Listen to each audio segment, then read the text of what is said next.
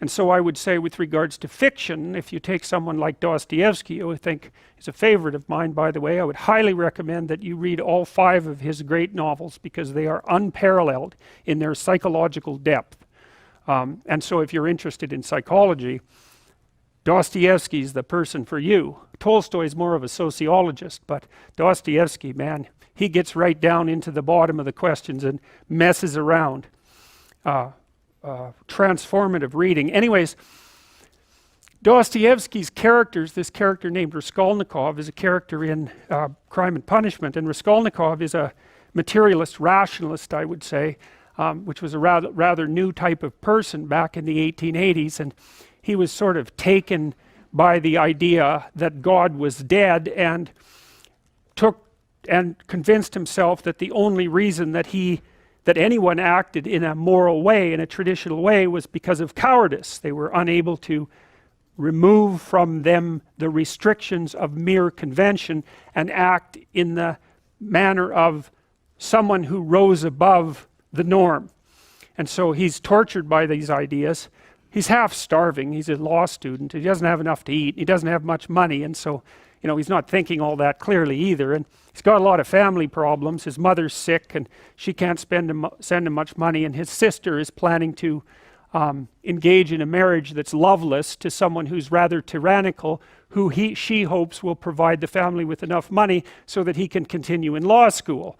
And they write him brave letters telling him that she's very much in love with this guy, but he is smart enough to read between the lines and realizes that his sister is just planning to prostitute herself in an altruistic manner, and he's not very happy with that. And then at the same time as all this is happening, he becomes aware of this pawnbroker who he's pawning his last possessions to, and she's a horrible person, and not only by his estimation, she pawns a lot of things for the neighborhood, and people really don't like her. She's grasping and cruel and deceitful and resentful, and she has this niece who's not very bright, intellectually impaired, whom she basically treats as a slave and beats all the time. And so Raskolnikov, involved in this mess and half starved and a bit delirious, and possessed of these strange new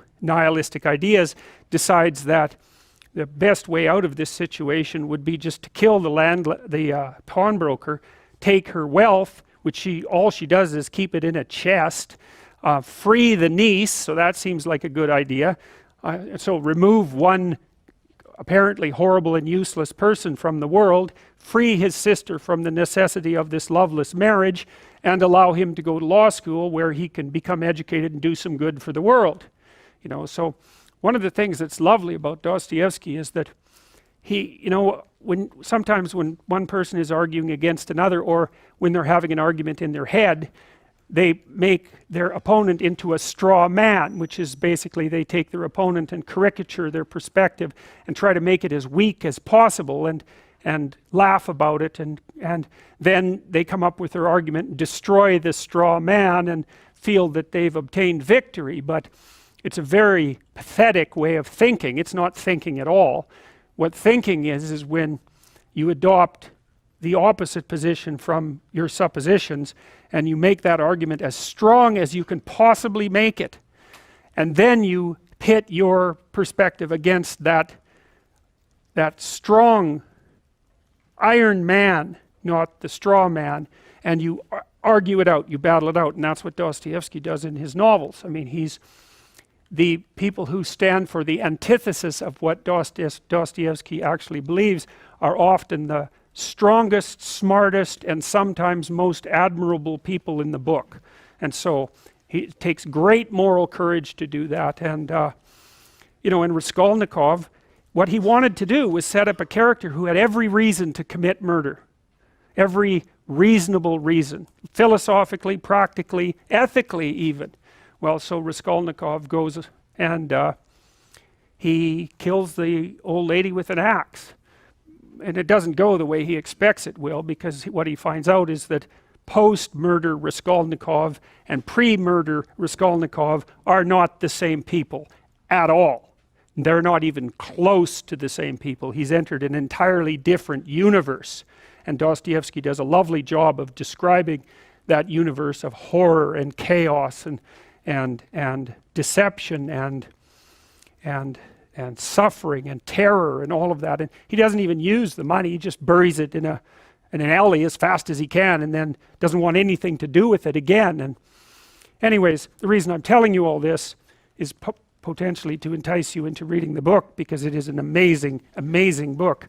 But also because you might say, well, is what happened to Raskolnikov true? Are the stories in that book true? And the answer to that is, well, from a factual perspective, clearly they're untrue. But then if you think of Raskolnikov as the embodiment of a particular type of person who lived at that time, and the embodiment of a certain kind of ideology which had swept across Europe and really invaded Russia, and which was actually a precursor, a philosophical precursor to the Russian Revolution, then Raskolnikov is more real than any one person. He's like a composite person. He's like a person whose irrelevancies have been eliminated for the purpose of relating something about the structure of the world. And so I like to think of those things as sort of meta-real. They're more real than real.